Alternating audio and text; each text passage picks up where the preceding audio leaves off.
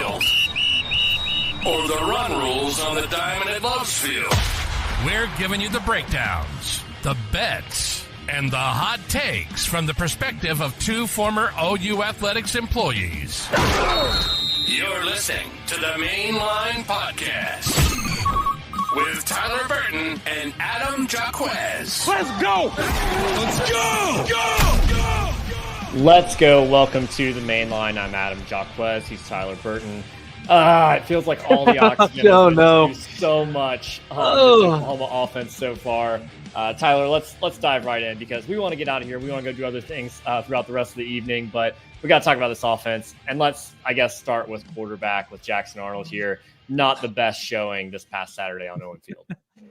Adam, panic, pandemonium are the words that I would use right now. But I think that we're on the verge of a total meltdown as a fan base on Saturday afternoon if some things don't get corrected and this offense doesn't come to life finally. Sure, it's great being 2-0. This is exactly where we expected the Sooners to be after 2 weeks of the season. But with the way that they're playing offensively, it doesn't give me any confidence going into this weekend against Tulane. And it's downright frightening how this season could potentially play out with the SEC schedule that Oklahoma has in front of them, including games against, thanks to the newly released AP Top 25, 5 of the 7 top teams in the country remain on Oklahoma's schedule for the next 3 months. So, yeah, this is where we're at. The defense is playing great, and the offense is plagued by the injury bug, and we're having to try and get by with young, inexperienced players. So that's kind of where we're at as a football team right now. But a couple things with regards to Jackson Arnold. Tough night for the signal caller. 19-32 for 174 yards. It did have a couple of touchdowns. One interception, was sacked 3 times. I thought for the most part, the pass protection was pretty good by the offensive line, but Jackson did make a few bad throws that were pretty offline, especially on some deep passes. The one over the middle of the field to Deion Burst that's been highly talked about. He did throw a couple of balls deep down the sidelines that actually, sailed 5 yards out of bounds. And then, the sideline pass to Brennan Thompson where he had his man beat and Jackson just simply had to throw the ball, towards the goalpost and let Brennan Thompson run underneath it. He actually throws the ball, outside the numbers, and Brennan Thompson is unable to adjust to it. So just a few little things like that. I thought that Jackson, he looks uncomfortable at times, even though when he's got a clean pocket, so they've got to do a better job, especially early on, of easing him into the flow of the game. I hate the RPO stuff right now, Adam. I definitely simplify that this week, given how banged up we are on the offensive line. And if I'm Seth Luttrell, you've got to figure out a way to scheme some one-on-one matchups and give Jackson some easy completions. It's not Jackson's fault for why this offense is sputtering the way that it is right now, but he definitely needs to play a lot better on Saturday. Yeah, I thought as the game went on, he deteriorated quite a bit. And I thought he looked good when he was out on the run, when he was quickly reading and finding that first read. But he got more and more skittish as the game went on. Here's one for those watching on YouTube of him rolling out, hitting his guy in stride. I think that was Bragan's only catch of the night. So he definitely needs some help in the receiver department. But yeah, I agree. I think simplifying it a little bit, I don't think I want to go completely away from the RPO because that does stress the defense. But against a team like Tulane, I think you can say, hey, we've got better athletes in most places across the board. We've got, stronger guys, bigger guys, faster guys. So I think you can say, hey, let's go out and try to just beat you. And that's kind of the way that I know Michigan's not the most popular team this week, but that's how Michigan beat teams last year. They weren't doing tons of RPOs and things like that. They were just saying, hey, we're going to run. We know we're going to run. We're just better at it than you are. And I think that's I don't think OU needs to go completely in the Michigan direction, but they need to sprinkle some of that into their scheme, into their strategy in terms of, how fast are they running the offense. An easy example of that is as you're rewatching the game on YouTube or YouTube TV, later on, if you skip 15 seconds, you're going to see the next OU play. To see the next Houston play, you had to skip 30 seconds in between plays. So it just shows that, hey, there's no, and we talked about this last year with Levy quite a bit. It's like, there's no awareness of read the moment, read the situation, give your defense some help. Even if you are going 3 and out, run some clock and not have just a quick exit off the field. So I think there's some things schematically that you can change that are very simple that can help out this offense.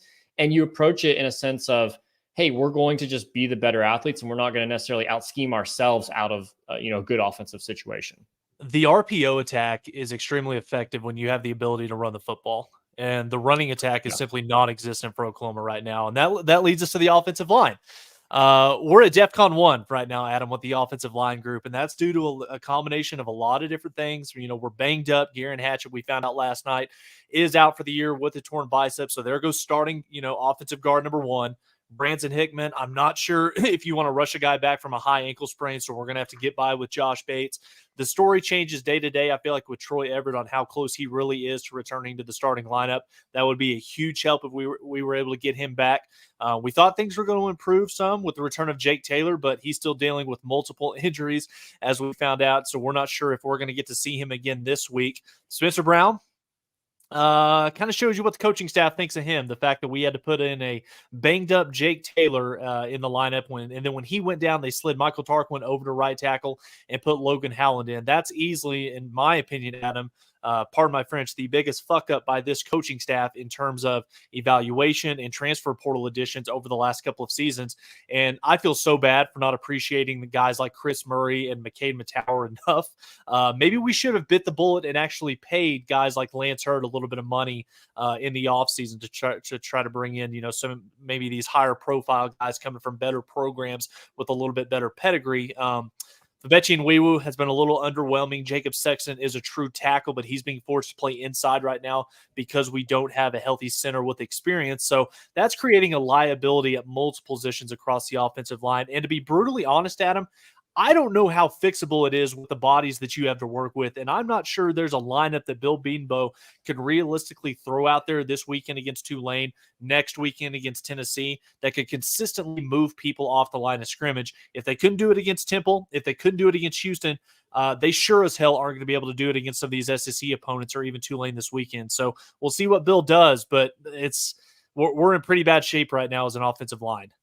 Yeah, we put this out on Twitter the other day at the Mainline Pod, basically saying, hey, here's the list of every offensive player that's currently either out for the season, not currently playing, or playing through an injury of some sort. There's 10 different guys on there. It's wide receivers 2 through 6, basically. You're down to your 4th string center. And someone responded with, well, guys just got to step up. And it's like literally no team out there would be able to have the same type of offensive success with their 4th string center, not Georgia, not Alabama, not Ohio State. Nobody would have the same type of success that they would with their 1st, 2nd, or 3rd string center. So it is a challenge. I think it's up to the coaches to say, hey, how can we put these guys in the best position to win? Sometimes I think that is going with fewer RPOs and saying, hey, we're going to simplify the blocking assignments for you in that sense. And I think that also helps with your pass blocking. I know we got a good question on Twitter the other day from Jaw Sports. He asked specifically about, does Jackson Arnold need to have a deeper drop and depth and able to maybe get some better passing? I don't think that really exists in the playbook, and it definitely doesn't with all the RPOs. You're not going to have any type of drop on an RPO. I think you just have to simplify things a little bit. Overall, pass protection is okay. It's good enough to get by and really put up some points. Run blocking wise, it's not there. Javonte Barnes, I think, is doing the nicest job that he can. Tatum needs to get a lot more than what he's getting because he's getting a whole lot faster and seems to be effective. We need to at least know that he's not good enough. We don't know that yet. But yeah, the offensive line, not great. Yeah, with regards to that question we got on Twitter, it really doesn't matter how deep of a drop your quarterback gets when the interior of your offensive line is consistently getting beat. So again, it's kind of tough for Jackson Arnold, regardless of, if you want him to take a 3 or a 5-step drop. Adam, Oklahoma's 131st in the country right now in third down offense with a 19.2% conversion rate. This past Saturday against Houston, their average third down distance was 9 yards. That's not going to get it done. They've got to figure out a way to stay ahead of the chains. Running the football takes care of that. You've got to figure out a way to get the running game going because up to this point through 8 quarters of football, the running attack has simply been non-existent. You go back to this previous Saturday, Javonte Barnes, 12 carries for 41 yards. That was the best overall performance that we saw of an Oklahoma running back. Jackson Arnold, toting the rock 11 times. Don't want to see that going forward. Unless you as a play caller, Seth Luttrell, think that that's really pretty much one of the only ways that you think that you can run the football is by, getting an extra man, out there blocking, putting the ball in Jackson Arnold's hands. Gavin Sawchuk, 4 rushes, 4 yards. Where's Gavin Sawchuk in this last couple of weeks? We've heard a couple of different things from DeMarco Murray, from Brent Venables. They're confident in Gavin Sawchuk. They feel like he's going to have a fantastic year. I'm sorry, Adam. I don't see it. He doesn't look like the same player from when he was healthy last season. He sure doesn't look like the same player that we saw in the Cheez-It Bowl. I'm not saying simply you need to give up on the kid, but in my opinion, the two most effective running backs so far this season have been Javonte Barnes and Taylor Tatum. You've got to figure out a way to get number 8 the ball more than one time a game because, again, when the offensive line is not fully protecting and, moving guys off the football, you got to put a running back out there that's got a little bit of wiggle to him and can at least make that first guy miss. So we'll see what happens, but you've got to figure out a way to get this rushing game figured out because if you can't run the football, I don't care who's back there playing quarterback, it's not going to be easy for him. Yeah. Sawchuck's one that I'm not giving up on. I'm putting him on the shelf for the moment, but I realize that in most cases, you're going to need more than 2 running backs throughout the course of the season. And as that offensive line develops, both with someone like Josh Bates, if he plays center the rest of the year, he's not going to stay the same guy. He's going to improve as the year goes on. More reps in live game situations will do that. So I'm not, I know they will improve. They're not going to stay the same. They're not going to get worse. They're only going to get better. And so Sawchuck, I think, makes sense when the offensive line is a little bit more ironed out. And, Javonte Barnes maybe gets dinged up for, 3 games or so. I think Sawchuck can come in and be effective. But when you talk about running the ball on first down, I think a great example of that was, I believe this was third quarter. Taylor Tatum comes in, I think for the first time all game, gets a carry, gets 6 yards on first down, is, flying through the hole because there were holes there from the offensive line. The running backs weren't the best at hitting them, but Tatum at least did it. That was his only carry of the night, got 6 yards. Very next play, Jackson Arnold has some sort of jet sweep going on with Petaway, and I don't know what happened. Busted play. He just kind of freezes, takes probably a 6-yard loss, completely eliminates that. Oklahoma was not good on second down at all. They weren't good on first down, but they were definitely not good on second down, constantly losing yards. And it's like you just erased everything good that you did, and now you're in third and long situation. And then we never saw Tatum again, at least taking a carry at that point. So it's frustrating. I think you have to see more of what you got out of Tatum, continue to feed Barnes, and just, execute a little bit better. Can't have the brain fart plays on second down that put you in really bad situations because it's not something that Houston was necessarily doing to Oklahoma, it's something Oklahoma was doing to themselves, which I think that's positive news. It doesn't sound great, but it's positive in the fact that, okay, yeah, you can fix that. That's pretty simple. Just if it's a jet sweep, just hand the ball off to Petaway or make the right read or whatever it is. I think that the biggest question that's been going all over the message boards, all over social media right now is this fixable? What can Oklahoma do to kind of turn the tide on this and get the offense back to, performing at a high level? And, Adam, I think that a lot of things are fixable to an extent, especially when you're talking about fundamentals with your technique, knowing your blocking assignment each play. But the one thing that you can't fix is the current talent level of the guys in that room that you have the ability to throw out there on the field in the middle of the season, that is, especially when they're as banged up as they are. So my question to you, and this is something that Bill Beanbo and this offensive coaching staff, they're figuring it out right now as we speak, within the last couple of days of practice. I'm sure that'll continue on Wednesday and Thursday as well. I don't know what the ideal starting offensive line looks like right now. I know what personal preference would do. I try to get the best 5 guys out there. And if you're in a situation where you've got a couple of guys that are a little bit banged up, throw the young guys out there, throw the Heath Ozadas, throw the Eddie Pierre-Louise out there, find out what you've got right now, because you can't play musical chairs when Tennessee comes to town. You've got to use the last 2 days today and utilize the next 2 days as well. You have to figure out, okay, who are the best 5 guys that we can rely on to consistently hold up in pass protection, and who's going to give us the best opportunity, regardless of how young they are, regardless of if they make, have a mental bust here and there, but who's going to give us the best opportunity to move guys off the ball so that we have an opportunity to run the football. So if I'm Bill Beanbo, I'm throwing Jake Sexton at left tackle. Depending on who's practicing better, depending on who knows the scheme better, Heath Ozada or Eddie Pierre-Louis needs to be your left guard.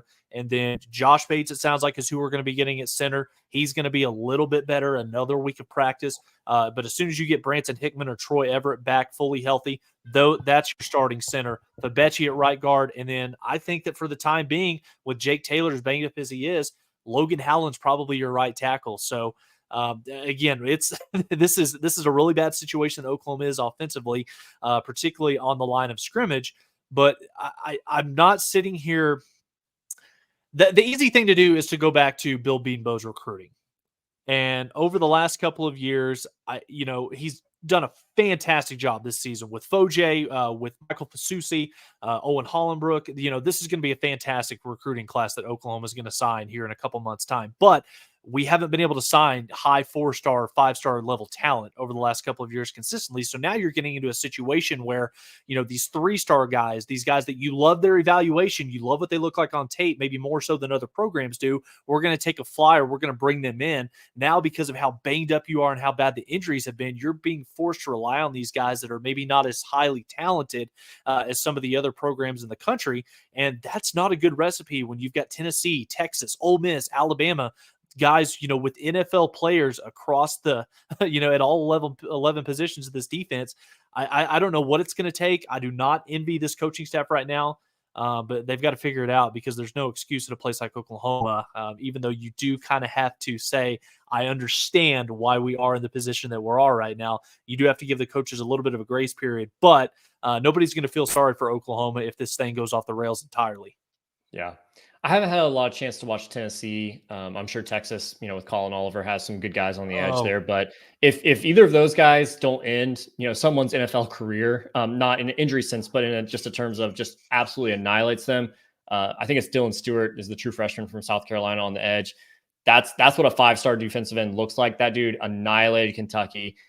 He annihilated Old Dominion. Like, he's going to absolutely end someone's NFL career because he's going to absolutely abuse them as a true freshman when they come to Norman here in about a month. It's what you wish PJ was. And that guy, maybe we'll talk about him in a minute, but still MIA. Maybe he's got injuries. I don't know. But yeah, there's definitely some things that need to develop on the offensive line. And I'm not going to get my hopes up on any changes. I think unless Troy Everett, and I'm praying, as much as I can that he's able to go on Saturday. I'm not expecting that. I don't think Bill Bedenbaugh is going to leave Josh Bates there by himself with, a freshman on his left side and a transfer on his right side. I don't think he's going to do that. So I'm expecting the same exact lineup that we saw. Well, and that's the problem. That's kind of the hand that you're dealt. If you're going to be forced to slide Jacob Sexton from left tackle, where he is a true prototypical NFL style tackle, if you have to slide him inside, he's a bigger guy, bigger frame to play one of those interior spots. Then you're, then you're sacrificing, Jackson Arnold's blind spot a little bit more. But again, I don't know. I know that it's been said across, all the different podcasts, all the different media guys about, how bad of a situation this is right now for Oklahoma. Even though that they are 2-0 and Tulane, you go back and you watch the film from what they did against Kansas State. They should have won that game. They were up 20-10 at halftime.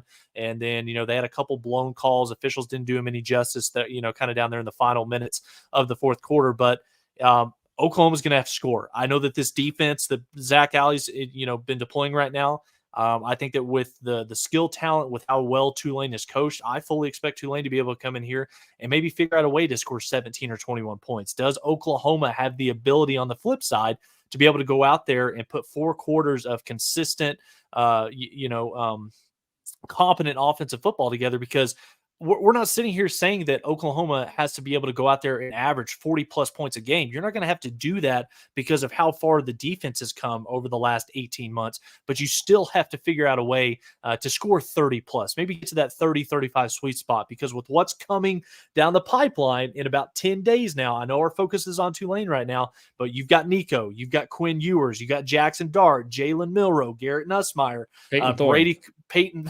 Thorne, Brady Cook at Missouri. These teams are not going to feel sorry for Oklahoma. So I don't care how good your defense is. Those programs are still going to be able to score some points. You've got to be able to match that. You've got to play, a complete football game against some of these teams, because if you don't, Tennessee's going to come in here and name their score. Plain and simple. And you don't think Texas down in the Cotton Bowl, after all the stuff that was said last year after Oklahoma won that game, Oklahoma only fears God, Texas fears Oklahoma. You don't think Steve Sarkisian and Quentin Ewers aren't going to want to run the score up on that if Oklahoma can't figure out a way to match them, shot for shot. So we'll see. It starts with this weekend, but they got to figure it out. Yeah. Jackson Arnold could certainly use some help at the wide receiver position. It feels like Deion Burks, and maybe you get a few catches out of Brandon Thompson. Zion Raggins, he doesn't seem like he's super effective at this point. I'm not holding my breath that he's going to go from 1 catch for 15 yards into 5 catches, 100 yards and a touchdown. I just don't see that happening at this point. And that's not a knock on him. He's a young guy that needs more time, more reps. I mean, he's kind of been thrown in there with all the injuries. He didn't get a ton of first team reps really until probably this week. Last So week. yeah.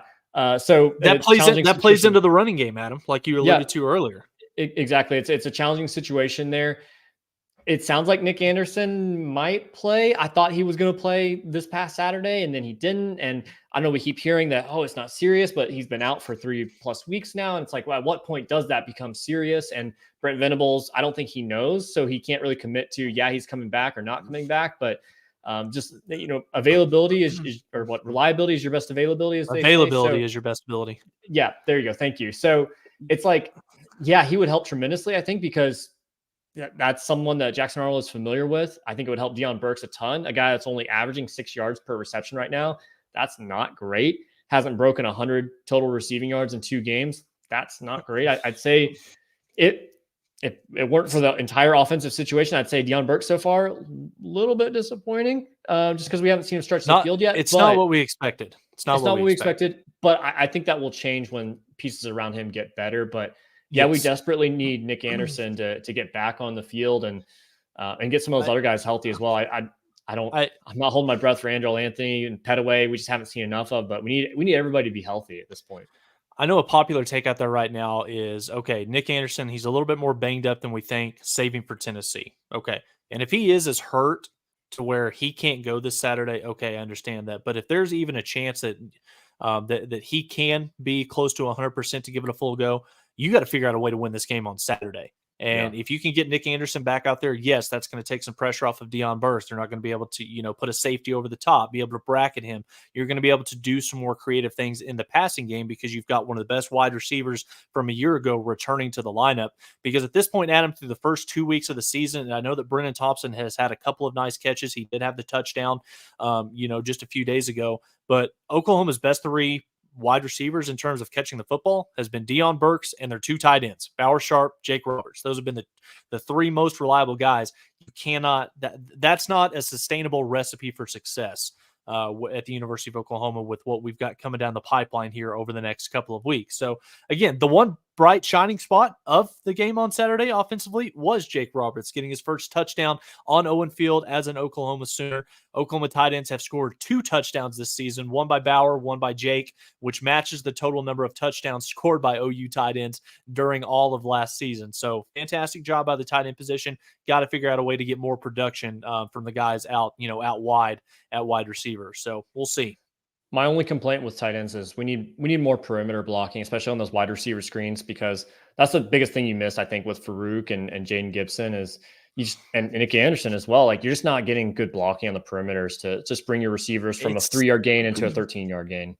So it's hard to do when you've got 5'8", 5'9" guys out there on the perimeter that you're asking to go up there and, block a corner or block, a physical, big overpowering, safety.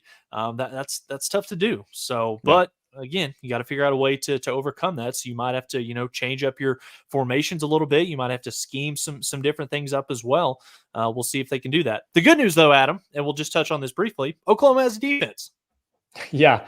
Now they're going to have a challenge this week. Darius Mensah, the redshirt freshman from Tulane, is a really good player. He's not necessarily a runner, but man, he moves around in that pocket really well, keeping his eyes downfield. Mario Williams is his top target. He was torching that Kansas State defense a week ago. Mekhi Hughes, the running back, very talented guy, returning with a lot of production from last year. So this is a team that can score. My hope is that, he's taking it on the road for the very first time. As a very inexperienced quarterback, as talented as he is, I expect some hiccups from him. And it's about, can this Oklahoma defense capitalize on any mistakes that he gives you? And then the offense, capitalizing on those turnovers or other mistakes as well, shorter fields, things like that. And I think for me, the key on this game really is be the Oklahoma defense that we've seen through the first 2 games and last year in terms of what you do in the red zone. Because last year we had a very elite red zone defense, especially at the goal line. We haven't seen any type of goal line situations just yet for this club, but overall, they're only beating themselves. They had the one busted coverage where there's a lot of miscommunication, I think, going on right before that play. You kind of see that one coming. But Coach didn't get it on time.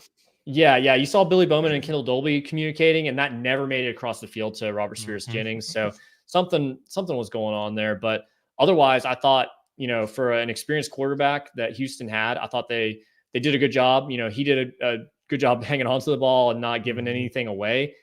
But overall, nice job from the defense, and still some playmaking, from the sack standpoint in the middle of the defense, which you like to see. Yeah, it was a fantastic performance by Oklahoma's defense. Sooners limited the Cougars to 58 rushing yards, and that was 1.7 yards per carry. And it was actually the third straight game. If you go back to the game against Temple, you go back to the game against Arizona, where Oklahoma's defense held their opponent to under 70 rushing yards. So that was very pivotal. We know how big of a struggle it's been for Oklahoma's offense on third down. On the flip side of it, Oklahoma's defense limited the Cougars to 4 of 15 on third downs as well. So fantastic games from Danny Stutzman, game high 15 tackles, SEC player or SEC defensive lineman of the week, Grayson Halton. He had the pivotal safety that kind of clinched it for Oklahoma before Josh Bates lost his mind. And then I do want to throw a little bit of praise out there. Oklahoma's punter, and it's not really a good thing when you're coming into the post game and you're having to talk about one of the best players of the night for Oklahoma was the punter, but Luke Elzinga was fantastic. 8 punts. 5 of his 8 punts were down inside the 20. 3 were down inside the 10, at the 10, 4, and the 5. So that's a huge weapon for Oklahoma to combine with that defense, especially when your offense is struggling. Now, Tulane. For everybody out there listening, this is a good football team. They're coming off of a hard-fought loss at home against the Kansas State Wildcats in a game that came down to the wire, and the Green Wave were 2 to 3 plays away from winning this football game. Offensively, like Adam alluded to, it's another step up in competition for Oklahoma's defense this week. Green Wave have a very skilled offense that racked up, close to 500 yards of offense last week against Kansas State. They can light up the scoreboard, make big plays through the passing game, and just this past Saturday, the quarterback Darian Mensah threw for 342 yards and 2 touchdowns against Chris Kleiman's defense at Kansas State. So that says something. Both touchdowns were actually to a very athletic, very capable tight end in Alex Bowman, a name that Oklahoma fans will definitely remember that's going to be taking the field this upcoming Saturday is going to be Mario Williams, who is having one hell of a season. 10 catches. He's averaging over 25 yards per reception. Oklahoma secondary is going to have to account for him every single snap. And I think that the key difference maker for Tulane's offense this weekend, it is the running back position. Mekhi Hughes, 1,400 yards a year ago, 7 touchdowns. He's averaging over 5 yards per carry through the first 2 weeks of this season, and he racked up 128 yards on the ground last week against Chris Kleiman and the Wildcats. So this is going to be a very, very nice test for Zach Alley in this Oklahoma defense. Yeah, for me, I think the one thing I still want to see more of with this defense is more edge pressure. We just haven't had that. Ethan Downs had a sack against Temple. And I don't think anybody else from the edge has been credited. Here's what I will say, though, Adam. Sorry to interrupt you. We talked about Oklahoma being vanilla offensively. Oklahoma has not deployed the full playbook with regards to blitz packages and being aggressive and getting after the quarterback. That's coming.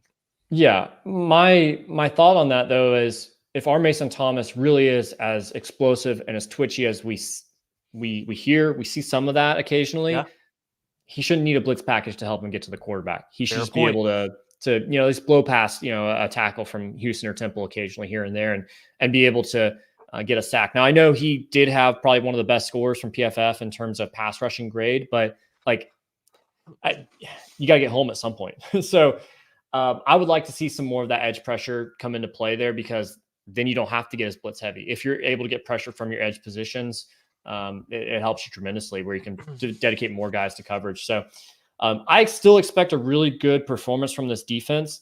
I think, throughout the whole year, they have the opportunity to hold most teams probably below 24 points as things stand right now.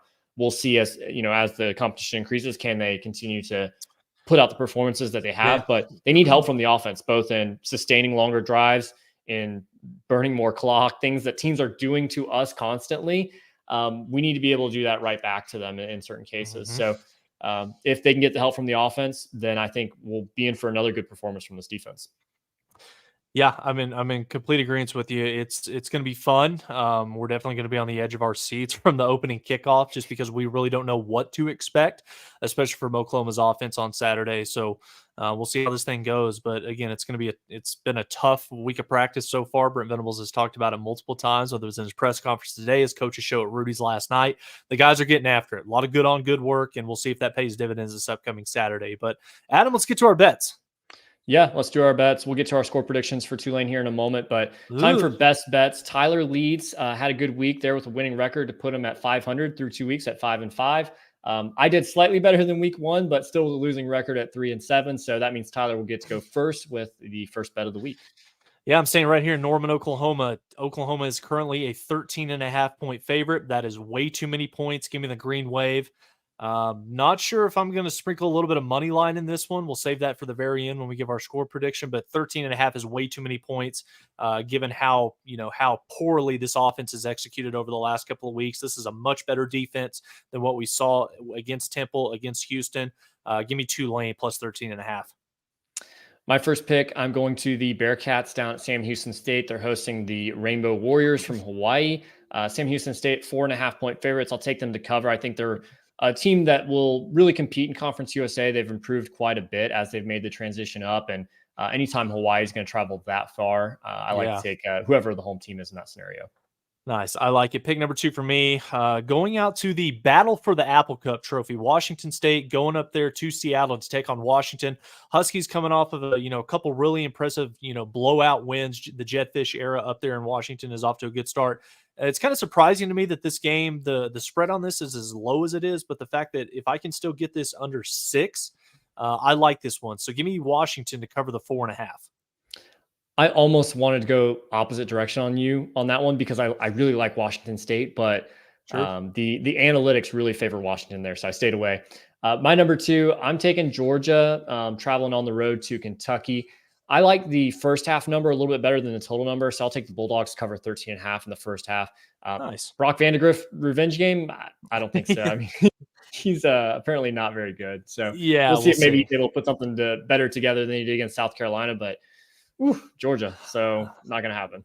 All right, third matchup for me. I'm going the SEC versus ACC battle. Ole Miss going up to take on Wake Forest. Rebels have one of the best offenses in college football. They've outscored their opponents in the first 2 games, a combined 128-3. Quarterback Jackson Arnold, his Heisman campaign is well underway, throwing for just under 800 yards, 6 touchdowns, 0 interceptions, despite actually sitting out most of the fourth quarter for each of the last 2 weeks. So the fact that I can get the Rebels at 23.5, I love that. I think that this is another blowout win for Lane Kiffin's bunch. Give me Ole Miss minus 23.5. If it's not broke, don't fix it. That's one that you got money on last week. So good pick there. My number 3, I'm taking Air Force. I'm a big supporter of the troops, plus 15.5 at Baylor. I just don't see a way that Baylor's able to run away with this game. Anytime you have a service academy coming in, especially after Baylor traveled out to Utah, got beat up by the Utes, now has to come home and face a triple option team. Air Force is a little bit more dynamic than just your traditional triple option like Navy and Army have run in the past, but still a disciplined team that's going to be hard to beat there. So I like the Falcons to be able to cover on the road. Very nice. Pick number 4, I'm going down to Austin, Texas. Our SEC brethren, UTSA, traveling to take on the Texas Longhorns. Texas currently a 35.5-point favorite. Yes, I know that's a lot of points. Yes, I know in the recent past, anytime that Texas had a big-time win, there was a huge pattern to where they would kind of lay an egg the following week. They would come out flat and maybe, not play their style of football for 4 quarters. But I think that this is a different football team. Steve Sarkisian with Quinn Ewers, I think that they're on a mission right now. It was an impressive performance up there at Ann Arbor against the Wolverines. I know that Michigan does not have a quarterback, so I still feel like we're waiting to see how good this Texas defense truly is. We'll find that out again here over the next couple of weeks. But I think the Texas they're coming back home. I think they go out there and they make a statement and they dominate again. Give me the Horns minus 35.5. I like that pick. And I think UTSA is just really bad. They're not the same type of team that they were last year. So my number 4, Notre Dame at Purdue. I'm taking the under here, 45.5. Riley Leonard is going to be playing through an injury there. We know that they're not super dynamic offensively and they have a great defense. Purdue actually had a bye week a week ago, but they did shut out Indiana State in their opener. So just betting on, hey, Hudson Card, not the greatest quarterback. Riley Leonard, a solid leader and I think decision maker, but not the one that's going to put up 50 points. Notre Dame really just doesn't have that type of playmaking. So I'll take the under there. I like it. To round it out for me, I'm going back down to the SEC. Georgia going up to Lexington to take on Mark Stoops and the Kentucky Wildcats. Kentucky got blown out last week by Shane Beamer and the Gamecocks. Now you've got the number 1 team in the country coming to town, and I think that this one is going to be just as lopsided for the Wildcats as it was a week ago. I know you talked about it before we hit record, Adam. Is this a Brock Vandegrift revenge game? I don't think so. Georgia is the most dominant team in the country. I stayed away from the first half line because I think that Kentucky, after being blown out, after being embarrassed a week ago, you would think that they would get up off of the mat and they would, come out and at least make this thing competitive for maybe a quarter, maybe a half. But at the end, Georgia's too talented. They've got way too much depth. Give me Georgia to cover the 24.5. I just don't know that Kentucky has the ability to come out with anything to throw at Georgia. So we'll see. My number 5, my final pick, I'm taking UAB at Arkansas, but I'm taking the Razorbacks to cover 24.5.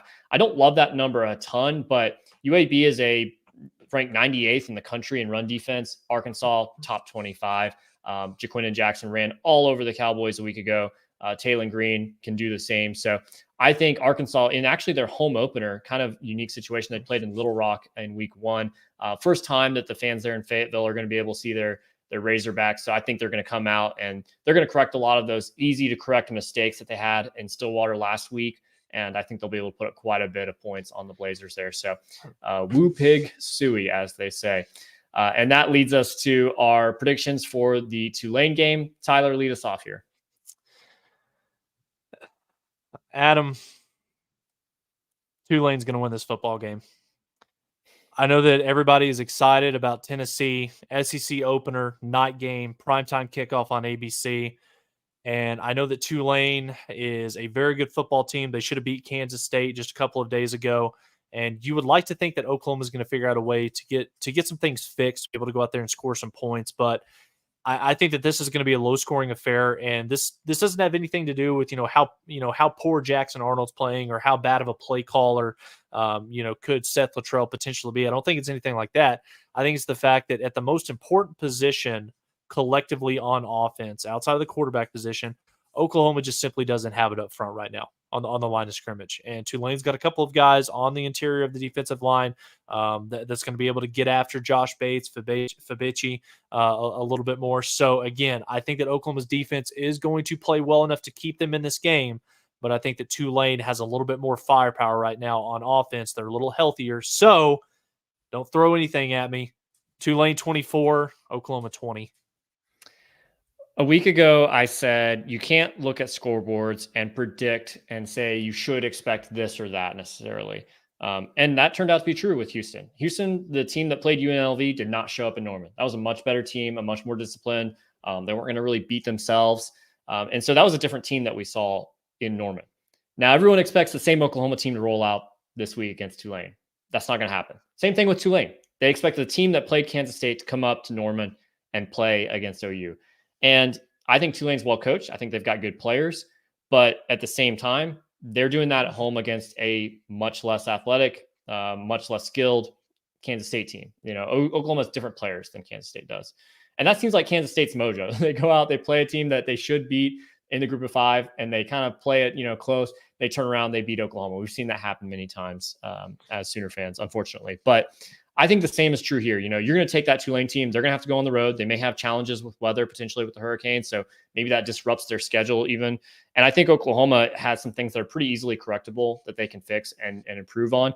It's never as bad as you think it is. Probably never as good as you think it is either, but it's definitely never as bad as you think it is. I think there's a few things that if Oklahoma is able to, just be slightly better on first and second down, well, they're converting a lot of third downs. And at that point, they're adding a few more touchdowns. You make your field goals. I think you feel a lot better about everything that goes on if Oklahoma makes probably 3-4 plays differently than they did Saturday night. So I think Oklahoma has the ability to improve on that and then some.